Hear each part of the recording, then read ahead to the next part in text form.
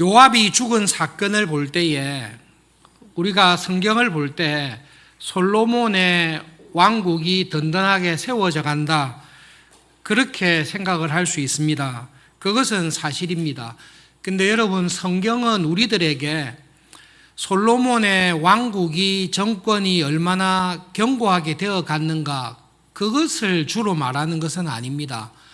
성경은 우리들에게 우리의 생활 속에서, 삶 속에서 일어나는 모든 일들을 통해서 하나님께서 어떻게 일하시는지, 또 하나님께서는 어떻게 우리의 삶에, 믿음으로 살아가는 내 삶에 역사하시고 은혜 베푸시는지를 보여주고 있습니다.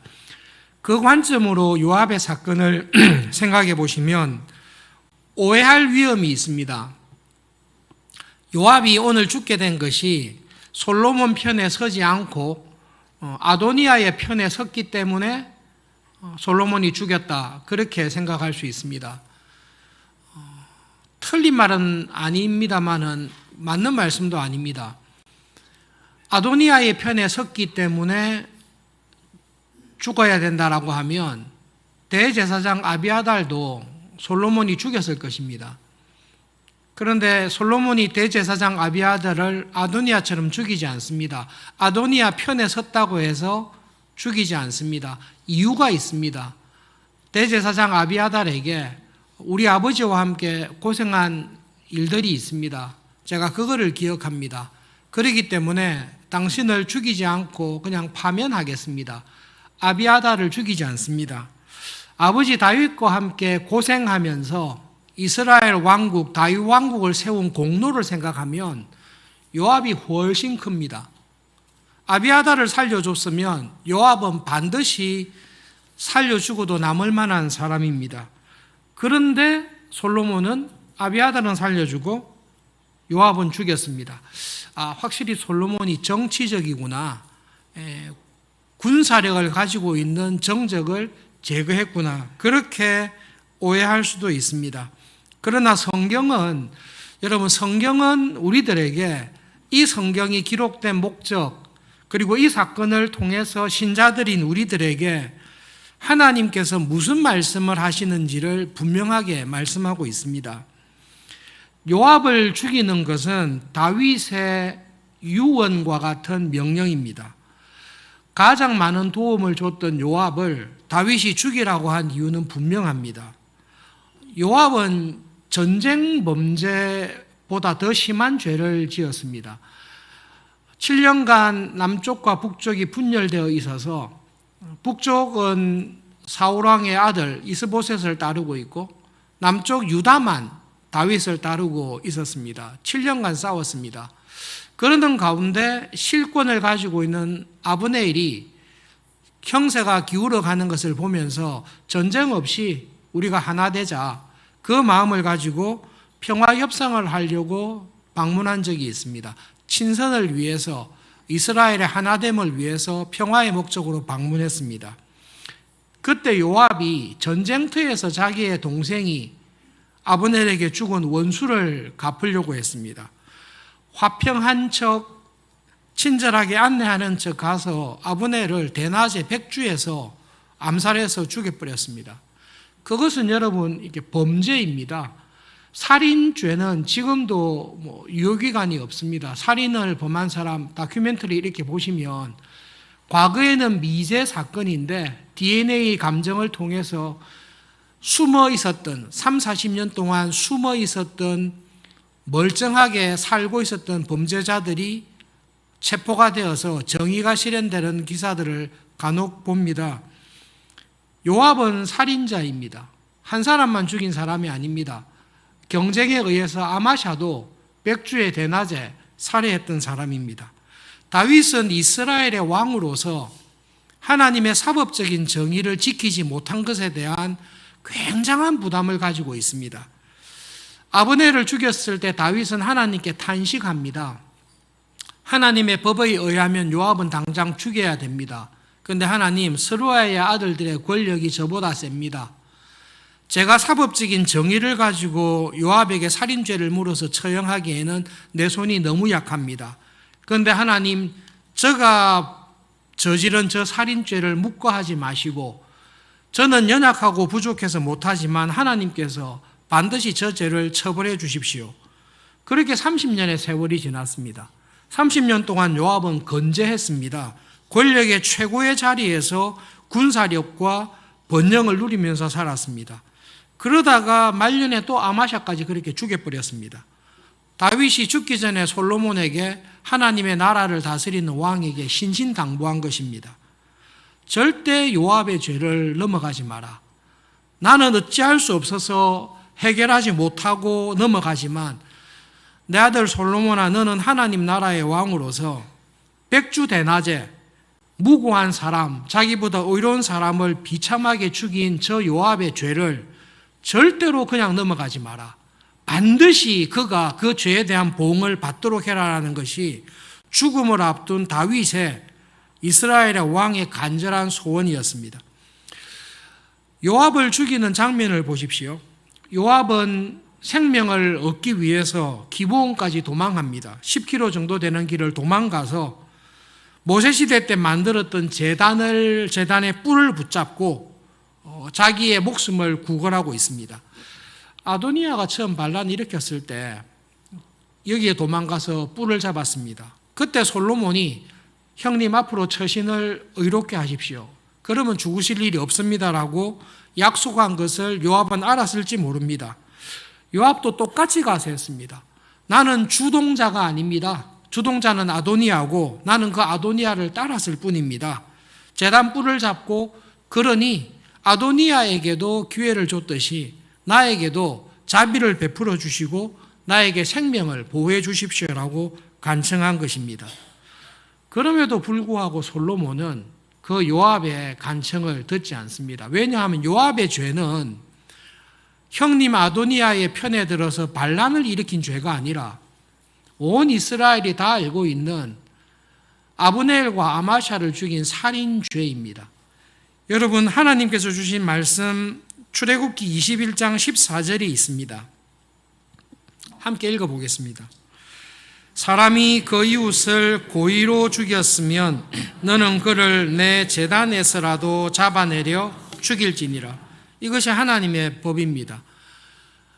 고의로 계획해서 아브넬과 아마샤를 죽였습니다. 그런 사람이 성전에 도망해서 제단에 뿔을 잡고 있다 할지라도 고의로 살인한 사람에 대해서는 그 죄에 대한 심판, 죄에 대한 처벌을 받게 되어 있습니다. 솔로몬이 요압을 죽인 것은 정적을 제거하기 위한 목적으로 오해할 수도 있지만 결과적으로는 정적을 제거하는 효과를 가져왔지만 성경은 솔로몬이 요압을 처형한 것, 요압이 죽임을 당한 것은 아브넬과 아마샤를 죽인 그의 죄에 대해서 하나님께서 죄값을 물어서 그를 심판한 것이다라고 기록하고 있습니다.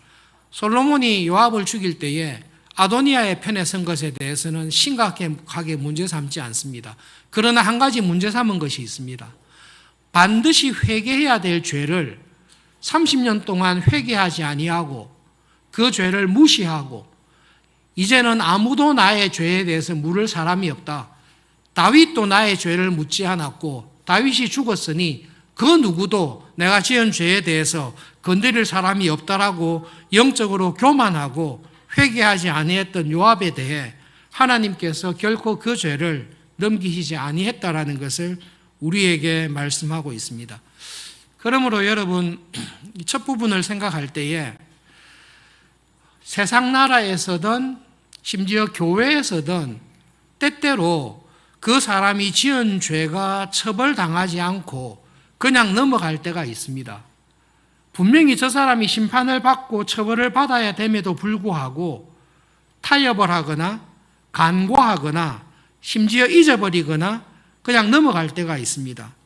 그러나 여러분, 성경은 우리들에게 내가 지었던 모든 죄에 대해서 하나님께서는 의로우신 하나님, 정의로우신 하나님은 죄에 대해서 절대로 그냥 넘어가시지 않습니다. 반대로 내가 믿음 안에서 행한 선한 행위가 있습니다. 하나님의 말씀에 따라 믿음으로 선행을 하며 냉수 한 그릇을 대접하면서 믿음으로 살려고 했던 일들, 사람들이, 교인들이 알아주지 아니할 때가 있습니다. 사소하게 여기고 그냥 하찮게 여길 때가 있습니다. 그러나 예수님께서는 내 이름으로 소자에게 작은 선행, 너무 더우니 드릴 게 냉수밖에 없습니다, 주님의 이름으로 도와드립니다라고 한 것에 대해서 결단코 그것을 잊지 않을 것이라고 우리에게 말씀합니다. 그러므로 여러분, 요압의 죽음을 생각할 때에 내 안에 오랫동안 품고 있는 죄가 있으시면, 성령님께서 그것을 회개할 마음을 주시면 언제든지 하나님 앞에 나와서 그 죄를 회개하시고 하나님의 용서를 경험하는 자리에, 은혜의 자리에 속히 나오시기를 바랍니다. 여러분, 죄는 하나님께서도 정리하시고 사탄도 내가 품고 있는 죄를 정리합니다. 어린 시절부터 모태신앙으로 교회에서 자라면서 목사님들의 설교를 듣고 저의 경험을 통해서 확인한 바로는 내가 죄를 품고 있습니다. 그 죄를 숨기고 있습니다. 사탄은 그 죄를 나를 파괴하기 가장 좋을 때에 터뜨립니다. 여러분, 사탄도 내가 가지고 있는, 숨기고 있는 죄를 절대로 그냥 넘어가지 않습니다. 정말로 기회라고 생각하여 그 죄를 이용합니다. 그런데 사탄은 그 죄를 결정적인 순간에 터뜨려서 더 이상 회개하지 못하고 나의 인생과 삶을 파멸시키는 방식으로 죄를 공격합니다. 그러나 성령님께서는 내 안에 있는 죄를 깨닫게 하시고 죄에 대해서 근심하게 하실 때 하나님께서, 성령님께서 내 죄를 다루시는 방식은 그 죄에서 나를 자유하게 하십니다. 죄가 가져오는 파괴에서 나의 생명을 보호하고 부활시키는 방식으로 내 죄를 다루십니다.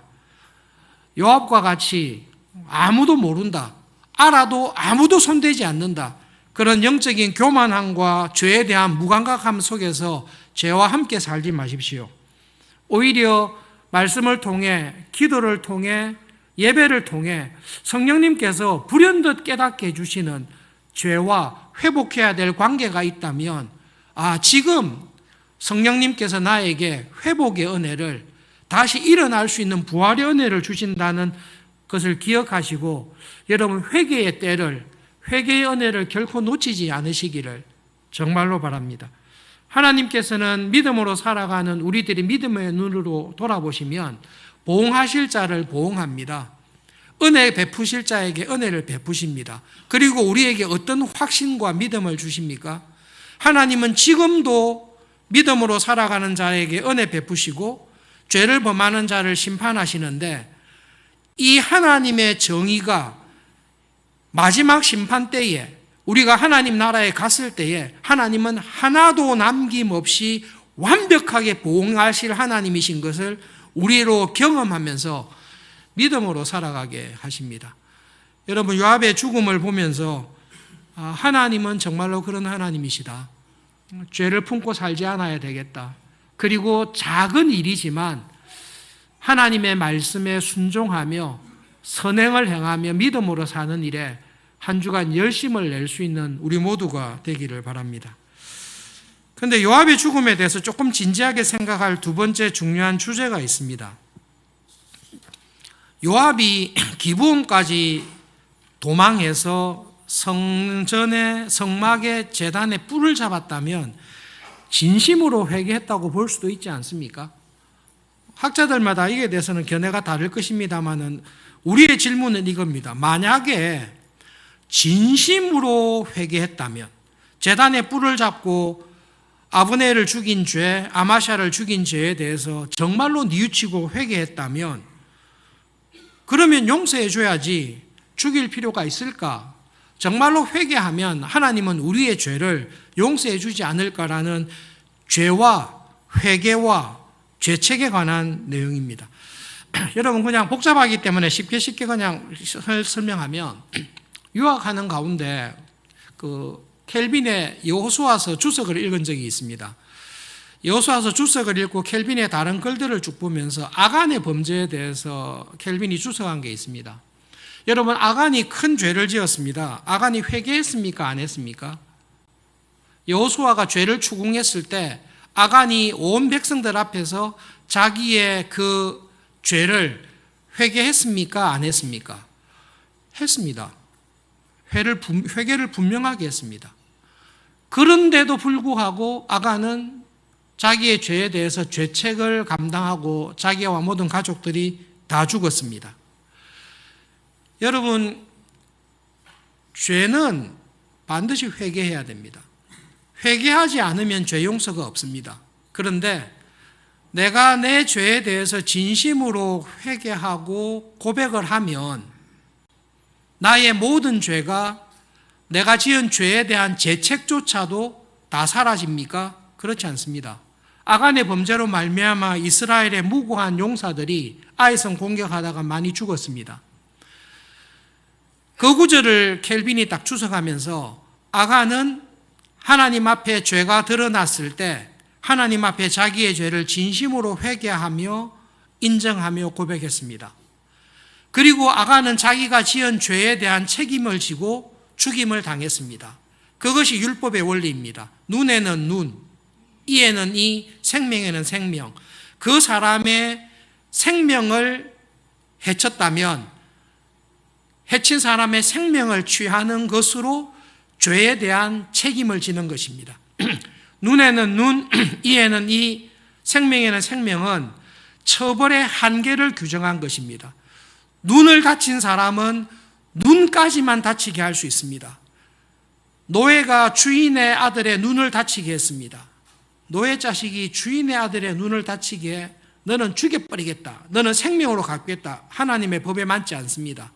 노예가 주인의 아들의 눈을 다치게 했더라도 그 죄에 대한 책임은 다친 눈만 다치게 하는 것으로 딱 한계를 그어 놓으신 것입니다.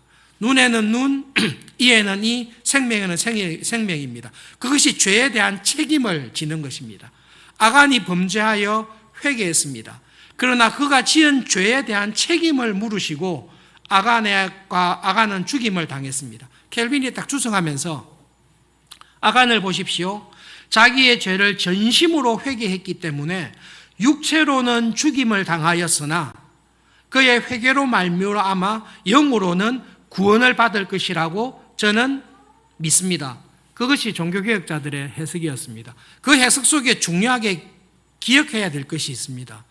죄에 대한 용서는 아간의 죄에 대한 용서는 진심으로 회개하는 것뿐만 아니라 그 죄에 대한 책임을 감당할 때에 그의 죄가 용서를 받고 육체로는 죽거나 그의 영혼은 구원을 얻게 되는 것입니다. 그러므로 여러분, 우리가 하나님 앞에 나와서 회개의 기도를 할 때에 특별히 회개의 기도의 은혜가 큰 때가 예배 때인데 예배의 자리에 나와서 하나님의 십계명의 말씀을 읽고 그 하나님의 말씀 앞에서 사죄의 기도를 하고 난 다음에 목회자를 통해 하나님의 사죄의 선언을 듣습니다. 그럴 때 우리는 내가 오늘 정말로 하나님 앞에 진심으로 회개했다. 그리고 이 회개를 들으시고 하나님께서 내 죄를 용서해 주셨다라고 할 때에 내가 진심으로 회개했기 때문에 하나님께서 내 죄를 용서하셨다라고만 생각하시면 중요한 은혜를 놓치게 됩니다. 여러분, 그거 대단히 조심하셔야 됩니다. 어떤 교인들 가운데 유난히 은혜를 받아서 오늘은 회개의 기도가 너무 간절했습니다. 내가 평소에 회개했던 것과 차원이 다른 회개의 심령을 주셔서 내가 생각하기에도 진심으로 회개했습니다. 정말로 안 흘리던 눈물이 자연스럽게 나올 정도로 회개를 했습니다. 그리고 이 회개의 은혜에 감사해서 회개의 감사 헌금까지 드렸습니다. 그리고 집에 가서 생각할 때, 와, 하나님께서 정말로 나에게 회개하는 마음도 주시고 또 감동하셔서 지은 죄에 대해서 속죄하는 마음으로 헌금까지 드리게 하시고 하나님께서 나의 눈물의 기도를 들으시고 회개의 감사 헌금을 보시고 내 죄를 오늘은 확실하게 용서해 주셨을 것이다 라고 생각할 때가 있습니다. 여러분, 그렇게 회개를 생각하시면 하나님의 은혜의 중요한 것을 정말로 놓치게 됩니다. 또 그렇게 회개를 하시면 신앙생활에 굉장한 위험한 지경에 빠질 수가 있습니다. 여러분, 이 회개의 은혜를, 죄사함의 은혜를 기억하시기 위해서 그냥 나사로를 살리신 예수님의 그 사건을 연관해서 기억하시면 좋겠습니다. 예수님께서 죽은 지 4일째 되어서 시체에서 냄새가 나는 나사로의 무덤 앞에 섰습니다.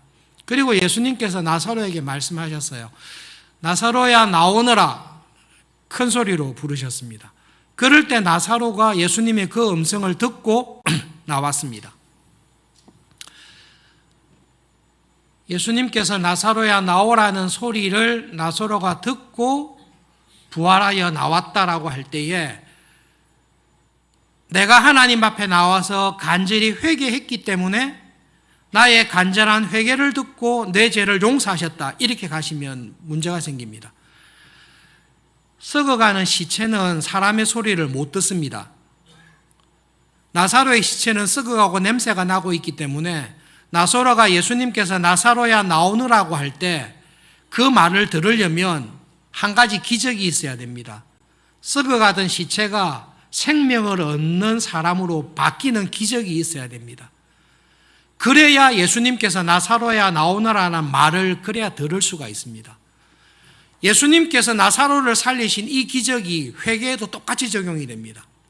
나사로야 나오너라라고 할 때에 나사로는 그 음성을 듣고 나왔지만 그 음성을 듣기 이전에 하나님께서 주신 은혜가 있습니다. 죽었던 나사로를 살려놓은 은혜가 있습니다. 이 은혜는 나사로가 만들어낸 거 아닙니다. 이 은혜는 하나님께서 주신 것입니다. 썩어가던 시체가 살아있는 사람으로 변화되는 은혜는 하나님께서 주셨고 그 은혜를 근거로 소리를 듣고 나온 것입니다. 회개의 기도도 똑같습니다. 우리는 하나님 앞에 참회의 기도를 하거나 죄를 범했을 때 회개의 기도를 할 때에 하나님, 정말 제가 잘못했습니다, 뉘우칩니다, 간절히 회개의 기도를 하니 용서해 주십시오라고 할 때에 하나님께서는 진심으로 회개하는 나의 기도를 들으십니다. 그러나 나의 기도를 들음으로 인하여 하나님께서 죄 용서를 하시지 않습니다. 내가 지은 죄에 대한 책임이 있습니다. 죄의 책임, 죄의 값은 사망입니다. 내가 지은 죄에 대해서 그 죄에 대한 책임을 져야 되는데 그 책임을 내가 질 수가 없습니다. 그래서 여러분, 요한복음 1장 29절 말씀 같이 읽어보겠습니다.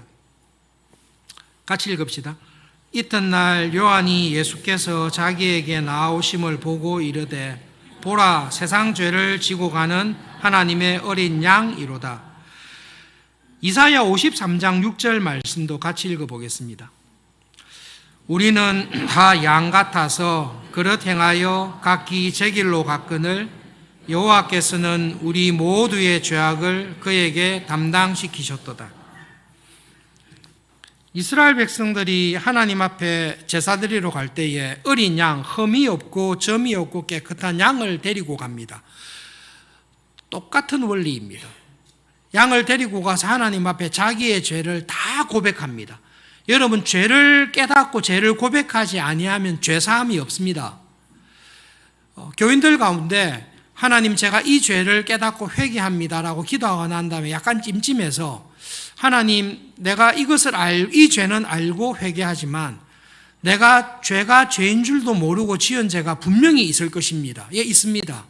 그러니 하나님, 내가 알고 지은 죄뿐만 아니라 모르고 지은 죄까지도 다 용서해 주십시오라고 정말로 간절한 마음으로 기도할 때가 있습니다. 모르고 지은 죄는 그렇게 기도한다고 죄 용서가 되는 게 아니라 모르고 지은 죄는 하나님께서 그 죄에서 나를 용서하실 때 그것이 죄였구나라는 것을 깨닫게 하는 은혜를 먼저 주십니다. 그래서 여러분, 알고 지은 죄, 모르고 지은 죄 다 용서해 주십시오라고 이때까지 기도해 오셨다면 거기서 한 걸음만 더 나가시면 좋겠습니다. 나는 모르고 지은 죄까지 다 용서했다, 기도했다, 회개했다 이렇게 하지 마시고 이때까지 그렇게 오셨다면 거기서 한 걸음 더 나가서 하나님, 제가 반드시 회개를 해야 되지만 죄인 줄을 몰라서 회개하지 못하고 여전히 품고 있는 나도 모르는 가운데 내 속에 품고 있는 죄가 있을 것 같습니다. 그것이 무엇인지를 깨닫게 해 주십시오. 그렇게 기도하셔서 하나하나 구체적으로, 우리는 죄를 구체적으로 짓습니다. 마찬가지로 회개도 구체적으로 할 수 있는 은혜를 구하시면서 가면 좋겠습니다. 어쨌든 양을 데리고 하나님 앞에 와서 자기의 죄를 고백합니다. 다 고백하고 난 다음에 무슨 일을 합니까? 이 죄에 대한 책임을 양에게 다 전가시켜 버리는 거예요. 죄를 고백하는 것뿐만 아니라 이런 죄를 지은 내가 죽을 수밖에 없는데 이 죄에 대한 책임을 양에게 돌립니다. 그리고 양을 죽여버립니다. 양을 누가 죽입니까? 제사장이 안 죽입니다. 양을 데리고 간 내가 죽입니다. 양은 억울합니다.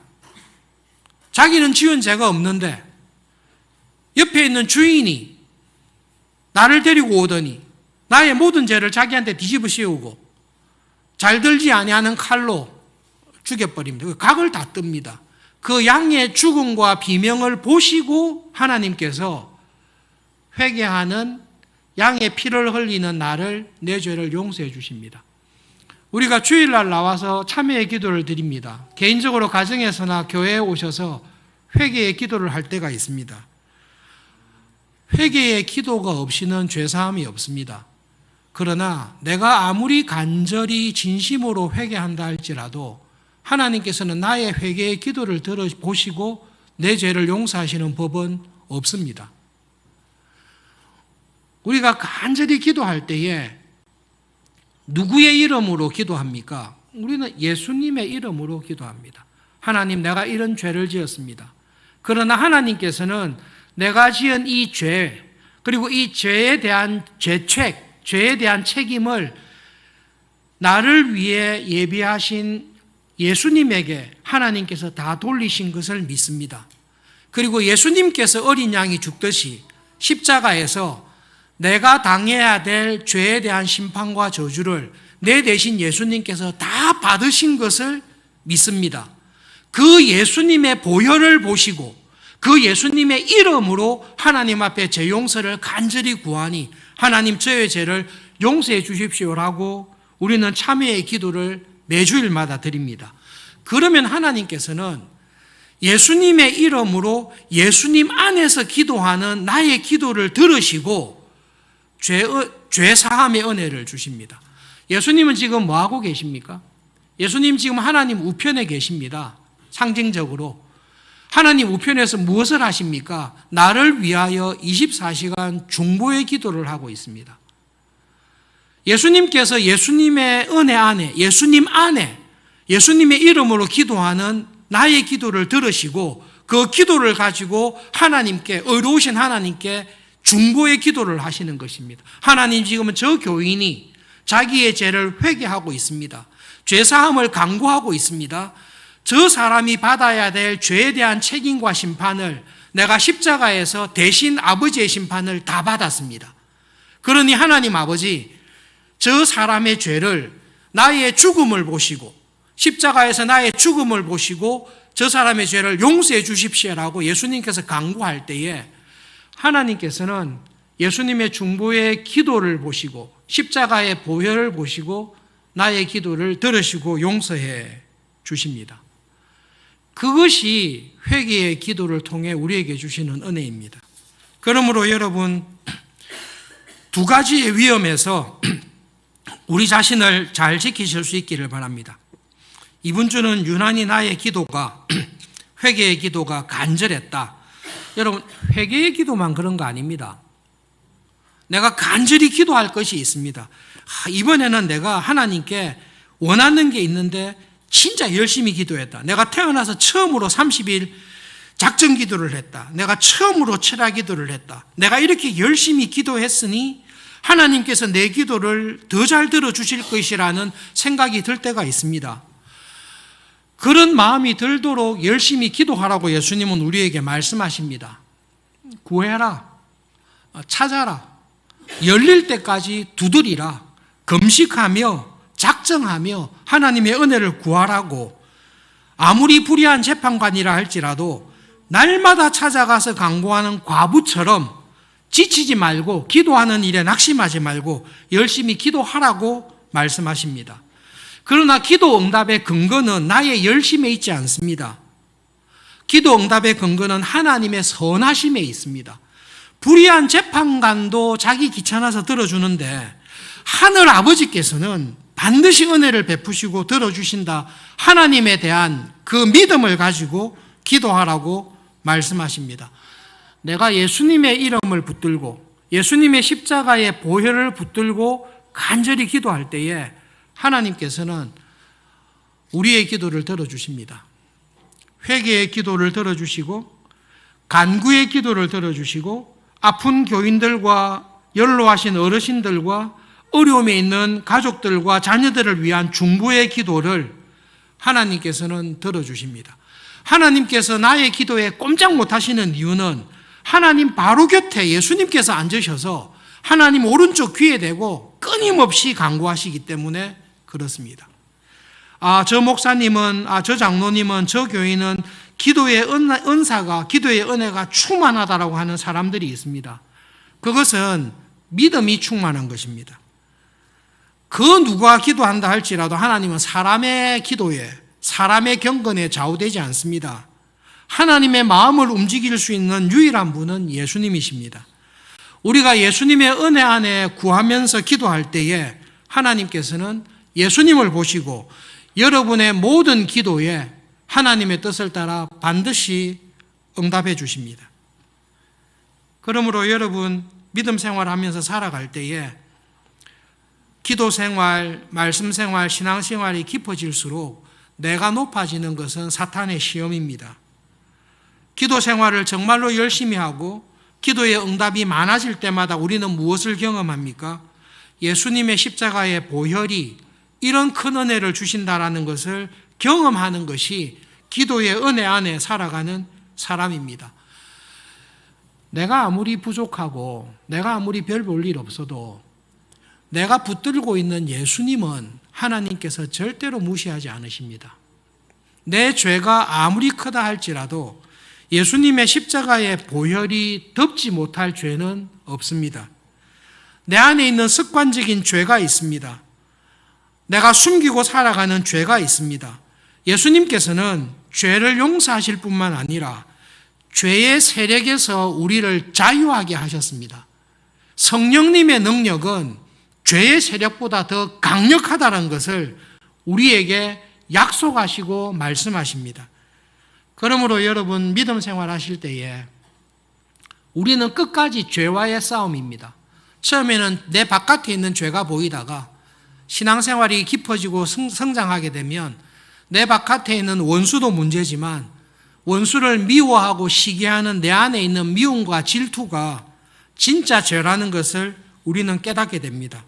그리고 내 안에 있는 미움과 시기와 질투와 싸우다 보면 번번이 집니다. 이길 때도 있기는 한데 정신을 차리고 보면 번번이 지고 있습니다. 그렇기 때문에 하나님께서는 우리에게 기도라는 은혜를 주신 것입니다. 우리 힘으로 내 힘으로 이길 수 없기 때문에 성령님을 우리 가운데 보내어 주셨습니다. 나는 죄를 이길 수 없으나 내 안에서 살아계시는 성령님이 죄하고 싸워서 지면 됩니까?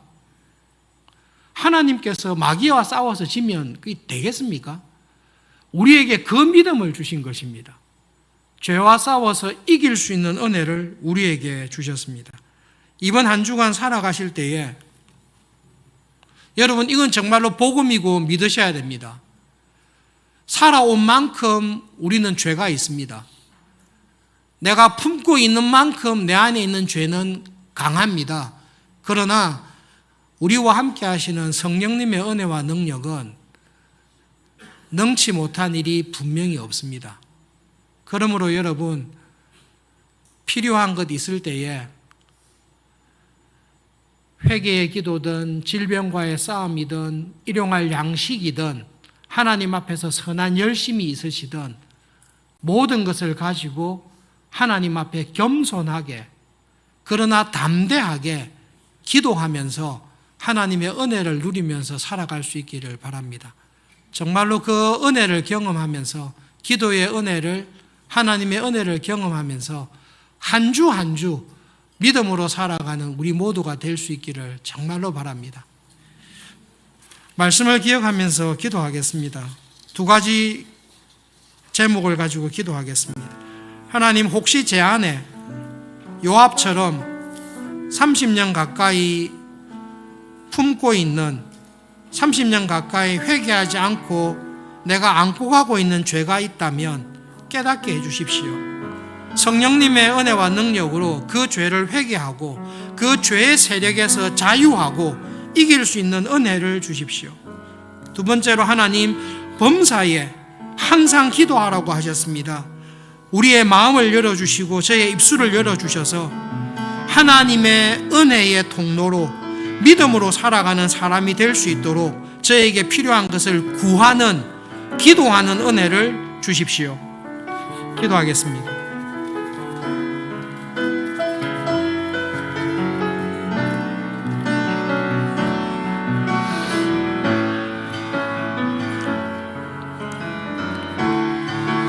하나님 아버지, 주신 말씀을 깨달은 대로 주님 교회에 전하였습니다.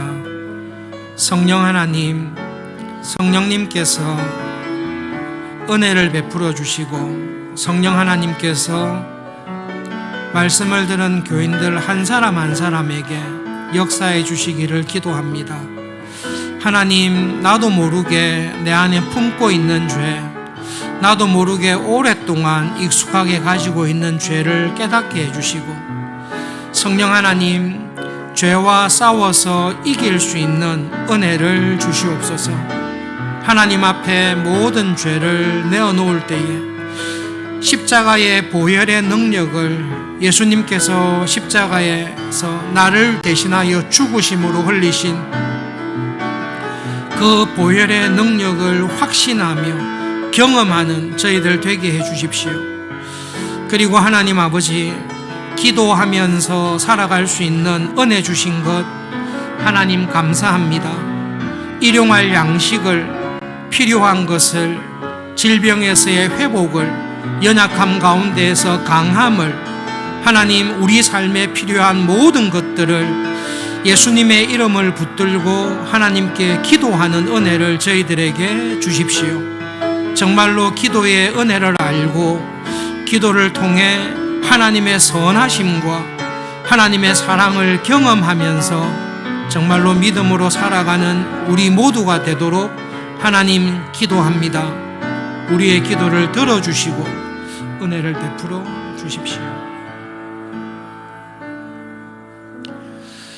성령 하나님, 우리의 죄를 볼 뿐만 아니라 십자가의 예수님의 보혈의 은혜와 사랑과 능력을 바라보고 믿는 믿음을 저희들에게 더해 주시기를 기도합니다. 죄와 싸워서 이길 수 있는 은혜를 주신 하나님 아버지, 이 죄 많은 세상에서 내 안팎으로 있는 죄를 마주칠 때마다 성령 하나님, 우리를 도와주십시오. 하나님의 용서와 예수님의 보혈의 능력을 경험하게 해 주십시오. 그리고 하나님, 이번 한 주간 살아갈 때에 우리들이 있는 자리에서 하나님의 용서와 하나님의 은혜의 통로로 쓰임받으며 살아가기를 소원합니다. 그렇게 살아가는 하루하루가 되도록 축복해 주시고 저희들을 인도해 주십시오. 예수님의 이름으로 기도합니다. 아멘.